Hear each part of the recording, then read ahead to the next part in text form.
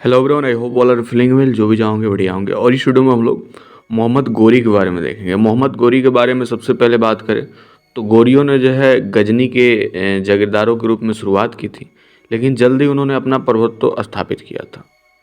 मोइज इन दिन मोहम्मद, जिसे गौर के मोहम्मद के नाम से जाना जाता है, ईस्वी 1173 से 1202 तक गोरी साम्राज्य का सुल्तान था और ईस्वी 1202 से 1206 तक एकमात्र शासक था। उसे भारतीय महाद्वीप में मुस्लिम शासन स्थापित करने का श्रेय दिया जाता है, जो सदियों तक चला।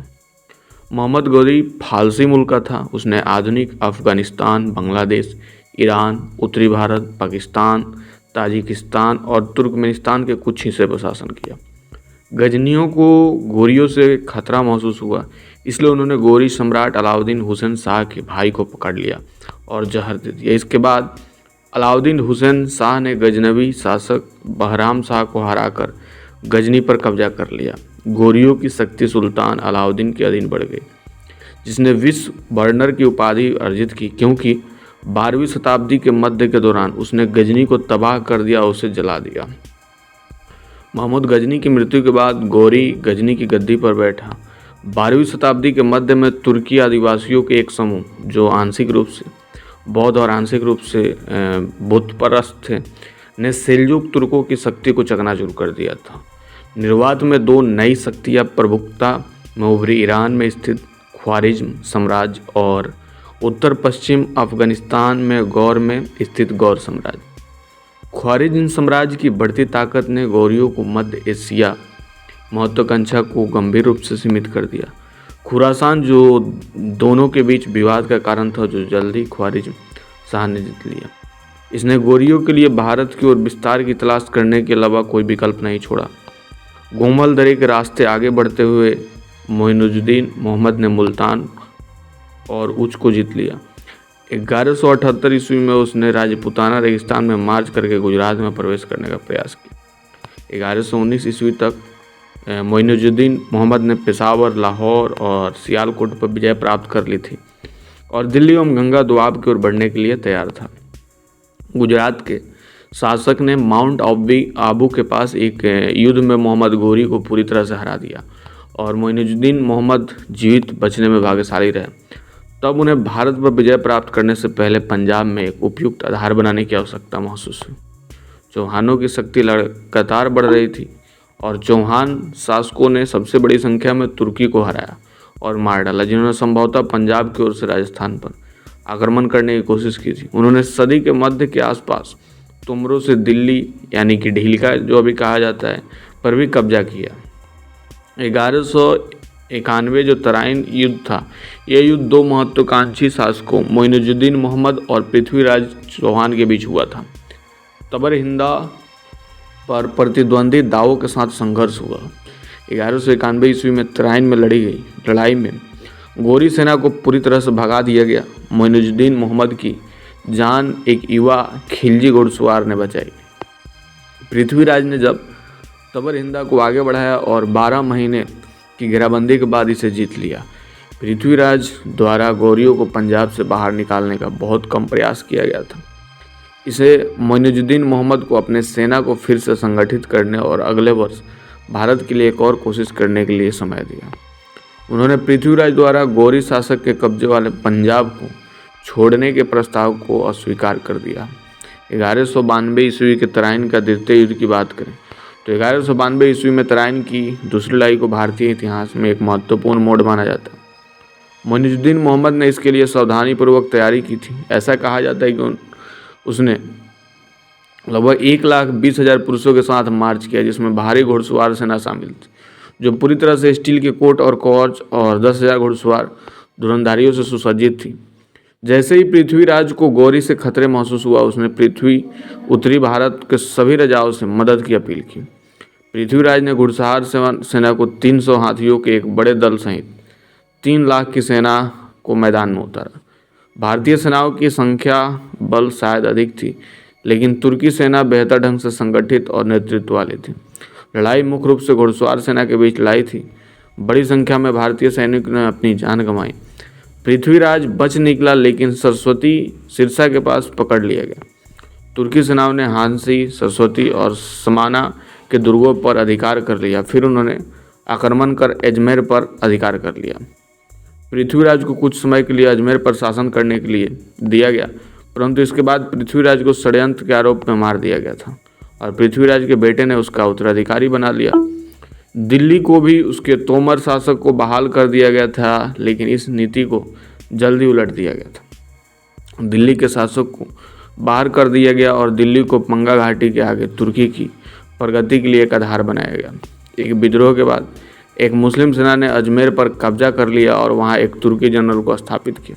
पृथ्वीराज के पुत्र रणभौर चले गए और वहां एक नए शक्तिशाली चौहान राज्य की स्थापना की। इस प्रकार दिल्ली क्षेत्र और पूर्वी राजस्थान तुर्की शासन के अधीन हो गया।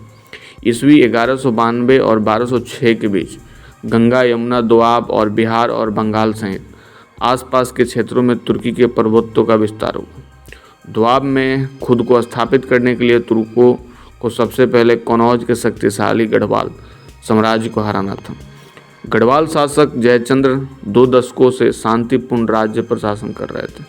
तराइन के बाद मोइनुद्दीन अपने एक भरोसेमंद गुलाब कुतुबुद्दीन ऐबक के हाथों में भारत के मामले को छोड़कर गजनी लौट आए। अगले 2 वर्षों के दौरान तुर्कों ने गढ़वालों के किसी भी विरोध के बिना ऊपरी दोआब के हिस्सों पर कब्जा कर लिया।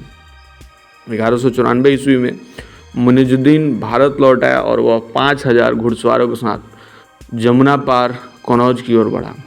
कनौज के पास चंदावर में मोइनुद्दीन और जयचंद्र के बीच एक युद्ध लड़ा गया। जयचंद्र लगभग उसी दिन जीत गया जब वो तीर से मारा गया था और उसकी सेना पूरी तरह से हार गई थी। मोइनुद्दीन अब बनारस चला गया जो तबाह हो गया था और वहाँ बड़ी संख्या में मंदिर नष्ट हुए।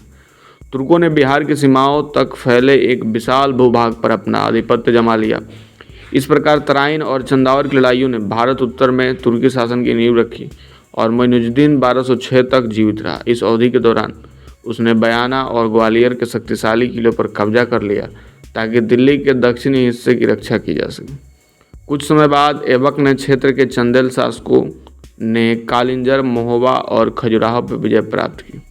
दोआब में एक आधार के साथ तुर्कों ने पड़ोसी क्षेत्रों में छापे मारने की एक श्रृंखला शुरू की। ऐबक ने गुजरात के शासक भीम तृतीय को हराया और आनीहाल, वाडा और कई अन्य शहरों को तबाह करके लूट लिया। हालांकि एक मुस्लिम गवर्नर उस स्थान पर शासन करने के लिए नियुक्त किया गया था, लेकिन उसे जल्दी हटा दिया गया था। इसे पता चलता है कि तुर्क इतने दूर दराज के क्षेत्रों पर शासन करने में सक्षम नहीं था। हालांकि तुर्क पूर्व में अधिक सफल थे।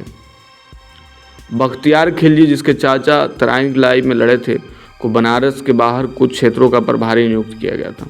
उसने इसका फायदा उठाते हुए बिहार में लगातार छापे मारे जो उस समय नो मैंस लैंड की प्रकृति का था।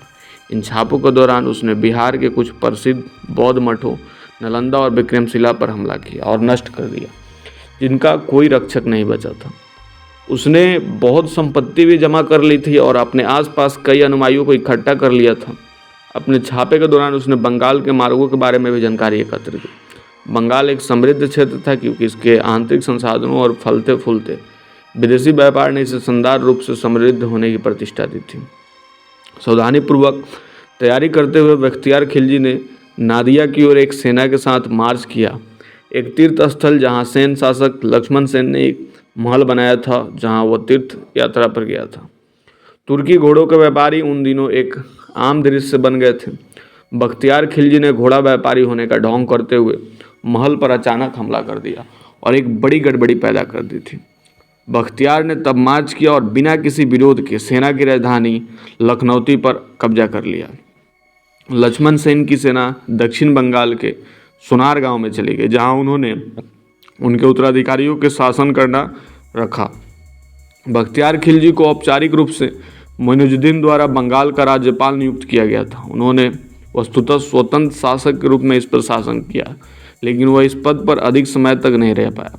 उसने मूर्खतापूर्वक ढंग से असम में ब्रह्मपुत्र घाटी में एक अभियान चलाया और असम के माघ शासक पीछे हट गए।